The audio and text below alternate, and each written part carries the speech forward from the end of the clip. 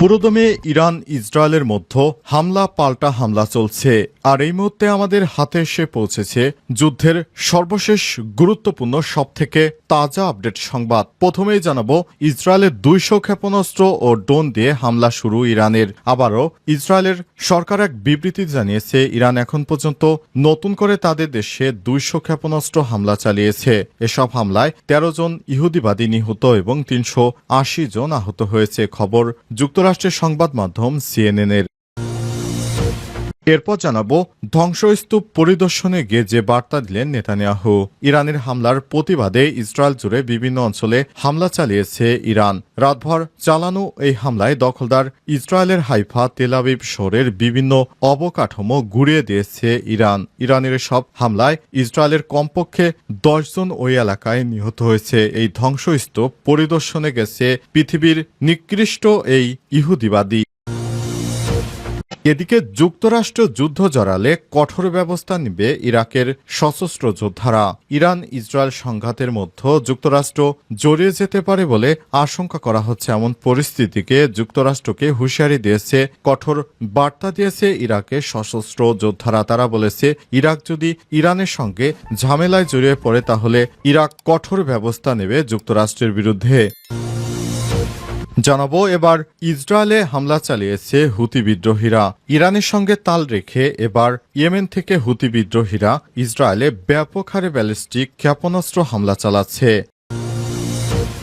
এবং সর্বশেষ জানাবো বাংলাদেশের সংবাদ। মেয়র পদে শপথ ইস্যুতে বিরতিহীন অবস্থান কর্মসূচি ঘোষণা ইশরাকের। মেয়র পদে শপথ ইস্যুতে বিরতিহীন অবস্থান কর্মসূচি ঘোষণা দিয়েছে ইশরাক। আজ ঢাকা দক্ষিণ সিটি কর্পোরেশন ডিএসসিসি নগর ভবনে ঈদের বিরতির পর ফের অবস্থান কর্মসূচিতে এই হুমকি দেন ইশরাক। আজ থেকে ইশরাকের অনুসারীরা নগর ভবনে একত্রিত হয়ে অবস্থান কর্মসূচি পালন করছিলেন। পরে বেলা 11টার দিকে সেখানে প্রবেশ করেন ইশরাক। ইশরাকের একটি কথা, তার মেয়র হওয়া লাগবে। শেখ হাসিনার ভোট এবার জায়েজ হয়েছে ইশরাকের কাছে। এতদিন বলতো বিনা ভোটে নির্বাচন, শেখ হাসিনার নির্বাচন অবৈধ। এখন ইশরাকদের সেই নির্বাচন বৈধ বলে তারা জাহির করতে শুরু করেছে। প্রিয় দর্শক, এতক্ষণ শুনছিলেন সংবাদ শিরোনাম, এবারে বিস্তারিত।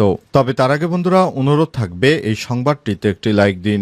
এই চ্যানেলে আপনি নতুন হয়ে থাকলে আমাদের সংবাদটি দেখতে দেখতে চ্যানেলটি সাবস্ক্রাইব করে রাখুন। কমেন্ট করে বন্ধুরা আপনার মূল্যবান মতামত জানিয়ে দিন আপনি বিশ্বের কোন দেশ থেকে বা বাংলাদেশের কোন স্থান থেকে আমাদের সংবাদটি দেখছেন এবং শুনছেন। আর বন্ধুরা, ইরান ইসরায়েল যুদ্ধে আপনি কোন দেশকে সমর্থন করেন কমেন্ট করে জানিয়ে দিন। এবারে বিস্তারিত। ইসরায়েলে আবার 200 ক্ষেপণাস্ত্র ড্রোন দিয়ে হামলা চালাতে শুরু করল ইরানের যোদ্ধারা। দখলদার ইসরায়েলি বাহিনীকে শিক্ষা দিতে আবার নতুন করে হামলা শুরু করেছে ইরানের যোদ্ধারা। তারা নতুন করে ইসরায়েলে 200টি ক্ষেপণাস্ত্র ও ড্রোন দিয়ে আবার নতুন করে হামলা শুরু করেছে। ইসরায়েলের নেতানিয়াহু সরকার এবার কঠিনতম বিপদে পড়েছে। নেতানিয়াহুর শহর জুড়ে ক্ষেপণাস্ত্রের বৃষ্টি শুরু হয়েছে। ইরানের হামলায় দখলদার বাহিনী এখন খুবই আতঙ্কগ্রস্ত রয়েছে। নেতানিয়াহু পালিয়ে পালিয়ে বাংকারে অবস্থান করছে। সেখান থেকে তিনি সেনাদের নির্দেশনা দিচ্ছেন ইরানে হামলা চালানোর জন্য। কিন্তু দখলদার ইসরায়েলি বাহিনী আর এবার আর শেষ রক্ষা হবে না, কারণ ইরানের মিসাইল হামলায় ইসরায়েল ধূলিসাৎ হয়ে যাচ্ছে। দখলদার ইসরায়েলি বাহিনীকে এবার চরম শিক্ষা দেবে মুসলিম বিশ্ব। ইহুদিবাদীদের আর শেষ রক্ষা হবে না। এতদিন ধরে হামাস ও হুতি বিদ্রোহীদের সঙ্গে তারা যুদ্ধ করে ইরানকে অনেক দুর্বল মনে করেছিল। কিন্তু এবার ইরানের সঙ্গে যুদ্ধ শুরু করার পর দেখা যাচ্ছে নাকানি চুবানি খেতে শুরু করেছে এই ইহুদিবাদীরা। জায়নবাদীদের খুবই কঠিনভাবে ধুলাই দেওয়া হচ্ছে। জায়নবাদীরা এখন আর রক্ষা পাবে না, তাদের সর্বশেষ পরিণতির জন্য অপেক্ষা করতে হবে। জায়নবাদীদের এবার শিক্ষা দিয়েই ছাড়বে ইরানের খামেনি সরকার। খামেনি ঘোষণা করেছেন দখলদার বাহিনী যুদ্ধ শুরু করেছে আর আমরা এই যুদ্ধের শেষ দেখে ছাড়ব। ধ্বংসস্তূপ পরিদর্শনে গিয়ে যে বার্তা দিলেন নেতানিয়াহু। ইসরায়েলের প্রধানমন্ত্রী বেঞ্জামিন নেতানিয়াহু এবার ইরানের হামলায় যে ধ্বংসস্তূপ তৈরি হয়েছে সেখানে গিয়ে তিনি ইরানের উদ্দেশ্যে বার্তা দিয়েছেন। ইরানের হামলায় ব্যাপক ধ্বংসযজ্ঞ শুরু হয়েছে ইসরায়েলে। ইসরায়েলে এমন এর আগে কখনো কোনোদিন দেখেনি কেউ, ভাবতেও পারেনি ইরানের হামলায় এতটা ক্ষতিগ্রস্ত হবে ইসরায়েলের বিভিন্ন অবকাঠামো। আজ ইরানের হামলায় ধ্বংস হওয়া বিভিন্ন স্থান পরিদর্শন করতে যান ইসরায়েলের প্রধানমন্ত্রী বেঞ্জামিন নেতানিয়াহু। পরিদর্শনকালে তিনি তার সামাজিক যোগাযোগ মাধ্যম ফেসবুকে একটি পোস্ট লিখেছেন। পোস্টে তিনি লিখেছেন, ইসরায়েলি নারী, শিশু ও নিরপরাধ সাধারণ মানুষকে হত্যা করার জন্য খুব বড় মূল্য দিতে হবে ইরানকে, আর তা খুব শীঘ্রই ঘটবে। আমি এখন ঘটনাস্থলে আছি উদ্ধারকারী দল ও ফ্রন্ট কমান্ডের সঙ্গে। ইসরায়েলের জনগণের পক্ষ থেকে আমরা ক্ষতিগ্রস্ত পরিবারগুলোকে সহানুভূতি জানাচ্ছি। তিনি আরো বলেন, আবার সবাইকে বলছে আপনারা নির্দেশনা মেনে চলুন, এতে জীবন রক্ষা পায়। আমরা এখন টিকে থাকার লড়াইয়ে আছি একটি নির্মম শত্রুর বিরুদ্ধে যারা আমাদের ধ্বংসের পরিকল্পনা করছে। নেতানিয়াহু বলেন, আমাদের সেনারা এবং পাইলটরা সাহসের সঙ্গে তাদের কাজ করছে। এটি আমাদের বেঁচে থাকার যুদ্ধ। আমরা আমাদের আরও কঠিন আঘাত হানব ইরানের উপর। যুক্তরাষ্ট্র যুদ্ধে জড়ালে কঠোর ব্যবস্থা নেবে ইরাকের সশস্ত্র যোদ্ধারা।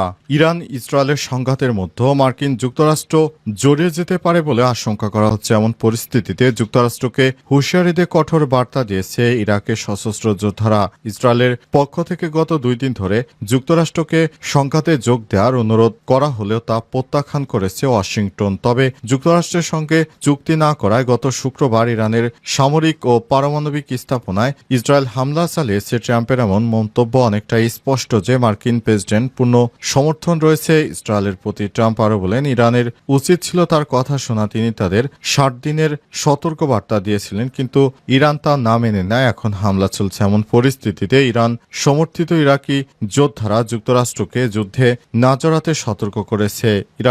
ইরানের আধা সরকারি সংবাদ সংস্থা মেহেরের বরাতে এই তথ্য জানিয়েছে কাতার ভিত্তিক সংবাদ মাধ্যম আল জাজিরা। সংবাদ মাধ্যমটি জানায়, ইরাকে ইরান সমর্থিত সশস্ত্র গোষ্ঠী কাতাইব হিজবুল্লাহ বিবৃতি জারি করে জানিয়েছে যে তারা এই অঞ্চলে মার্কিন বাহিনীর সামরিক গতিবিধির উপর নিবিড় নজর রাখছে। গোষ্ঠীটি বলছে, যদি যুক্তরাষ্ট্র যুদ্ধে হস্তক্ষেপ করে তাহলে তারা কোনো দ্বিধা ছাড়াই সমগ্র অঞ্চলে তারা যুক্তরাষ্ট্র স্বার্থ এবং ঘাঁটির বিরুদ্ধে ব্যবস্থা নেবে। তারা আরও জানিয়েছে, ইরানের কারো সমর্থনের প্রয়োজন নেই এবং ইসরায়েলের বিরুদ্ধে দাঁড়ানোর জন্য তাদের পর্যাপ্ত ক্ষমতা রয়েছে। মেয়র পদের শপথ ইস্যুতে বিরতিহীন অবস্থান কর্মসূচি ঘোষণা ইশরাকের। মেয়র পদের শপথ ইস্যুতে বিরতিহীন অবস্থান কর্মসূচি ঘোষণা দিয়েছে ইশরাক হোসেন। আজ ঢাকা দক্ষিণ সিটি কর্পোরেশন ডিএসসিসি নগর ভবনে ঈদের বিরতির পর ফের অবস্থান কর্মসূচিতেই হুমকি দেন তিনি। আজ সকাল থেকে ইশরাকের অনুসারীরা নগর ভবনে একত্রিত হয়ে অবস্থান কর্মসূচি পালন করছেন। পরে বেলা 11টার দিকে সেখানে প্রবেশ করে ইশরাক। এ সময় ইশরাক বলেন, দ্রুত শপথের ব্যবস্থা না করলে বিরতিহীন অবস্থান কর্মসূচি পালন করবে ঢাকাবাসী। বিএনপির নেতাকর্মীরা বলেছিল শেখ হাসিনার নির্বাচন নাকি অবৈধ, তবে শেখ হাসিনা পালিয়ে যাবার পর এখন মেয়র হওয়ার জন্য শেখ হাসিনা নির্বাচনকে বৈধ বলে দাবি করছে বিএনপির নেতাকর্মীরা। একই মুখে দুই নাম, অর্থাৎ ইশরাক এতদিন ধরে যে নির্বাচনকে অবৈধ বলেছিল, বিএনপি যে অবৈধ নির্বাচনগুলোকে বয়কট করেছিল, এখন সেসব নির্বাচনকে বৈধ বলে তারা জাহির করতে চায়। পুরো ঢাকাবাসীকে জিম্মি করে রেখেছে বিএনপি নামক এই রাজনৈতিক দলটি। ঢাকাবাসীর বিরুদ্ধে এবার বিএনপি যে কর্মসূচি পালন করছে, প্রতিদিন সাধারণ মানুষের রাস্তা পারাপার হয়ে ঢাকায় বিভিন্ন অফিস আদালতে যেতে খুবই সমস্যার সম্মুখীন হতে হচ্ছে। বিএনপির প্রতিদিনের আন্দোলনে এখন মানুষ অতিষ্ঠ হয়ে পড়েছে। আগে যদি জানতো যে বিএনপি এমন আচরণ করবে, তাহলে 17 বছর কেন আগামী 34 বছরও কোনোদিন বিএনপির পক্ষ নেমে আন্দোলন করত না। শুধুমাত্র শিক্ষার্থীদের ডাকে সেদিন আসিফ মাহমুদ সহ সজীব ভুঁইয়া ও অন্যান্য উপদেষ্টাদের ডাকে কিন্তু সেদিন সাধারণ মানুষ রাস্তায় নেমে এসেছিল। সেদিন কিন্তু বিএনপির ডাকে কেউ রাস্তায় নেমে আসেনি। তাই বিএনপির অবশ্যই শিক্ষার্থীদের অবদানকে ভুলে গেলে চলবে না। কিন্তু বিএনপি সবকিছু ভুলে গিয়ে তারা এই আন্দোলনের মাস্টার মাইন্ড তারেককে দাবি করছে। তারেক কিন্তু বিদেশেই ছিল, বিদেশে আসে। তাহলে এতদিন ধরে কোনো আন্দোলন করেনি কেন? আর এতদিন ধরে যে আন্দোলন হয়েছে, সেই আন্দোলন গণতন্ত্রের আন্দোলনের জন্য কিন্তু কেউ রাস্তায় নেমে আসেনি। শিক্ষার্থীদের কোটা আন্দোলনের কারণে কিন্তু সাধারণ মানুষ রাস্তায় নেমে এসেছিল। এখন বিএনপি এই আন্দোলনকে তাদের নিজেদের আন্দোলন বলে দাবি করছে।